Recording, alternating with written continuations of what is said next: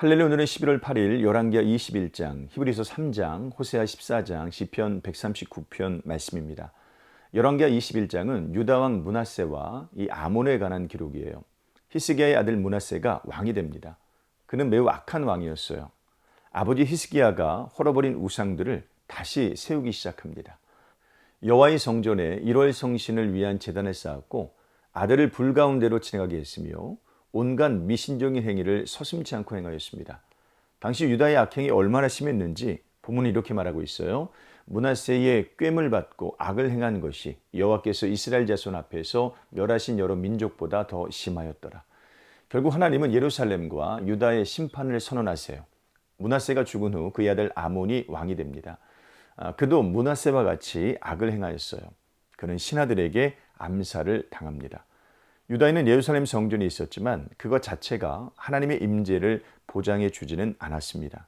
하나님을 떠난 백성에게는 하나님의 영광도 떠날 수밖에 없습니다. 므낫세와 아몬의 악행 탓에 유다 전체에 우상이 가득하게 되었고 그로 말미암아 하나님의 심판을 받게 되었습니다. 다윗의 혈통이요 성전의 소유자라고 해도 그것 자체가 신앙을 보장해 주지 않습니다. 마치 그런 것처럼 신앙의 가문에 속해 있고 교회를 빠지지 않고 다닌다고 해도 그것 자체가 신앙이 될 수는 없습니다. 단순한 종교 생활이 아니라 진정한 신앙 생활이 필요합니다. 히브리서 3장은 예수 그리스도를 깊이 생각하라고 말해요.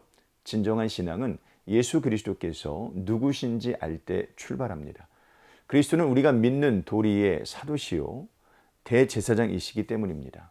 그리스도는 하나님의 집을 맡은 아들이십니다. 그리고 우리는 그의 집입니다. 그러므로 우리는 그리스도를 끝까지 붙잡아야 됩니다. 서로가 죄의 유혹을 받아서 여기에서 떨어져 나가지 않도록 권면해 줄 수 있어야 됩니다.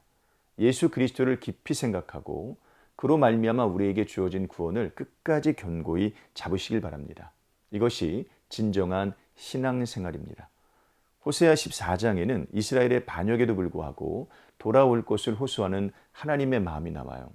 하나님께서 이스라엘의 죄악을 일일이 나열하셨지만 그것 자체를 드러내는 것이 궁극적인 목적은 아니었습니다. 하나님의 궁극적인 목적은 이스라엘을 돌이키시는 것이었어요.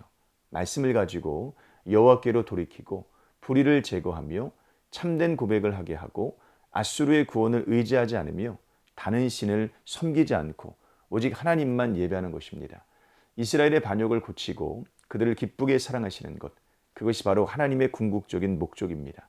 심판과 경고를 하시는 하나님의 마음을 알아야 됩니다. 하나님은 당신의 백성들이 돌아오기를 간절히 소망하십니다. 당신의 백성들이 돌아올 수 있도록 구원의 문을 마련해 놓고 계십니다.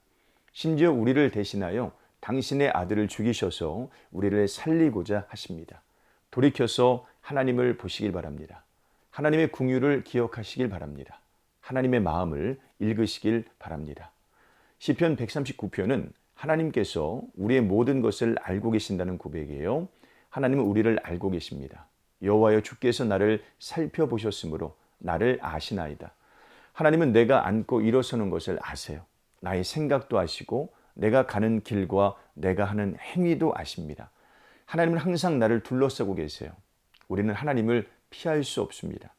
하나님은 어디에서나 나를 인도하시고 붙드십니다. 하나님께서 나를 친히 지으셨기 때문입니다. 무엇보다 하나님은 항상 나를 생각하십니다. 이 얼마나 놀라운 일입니까?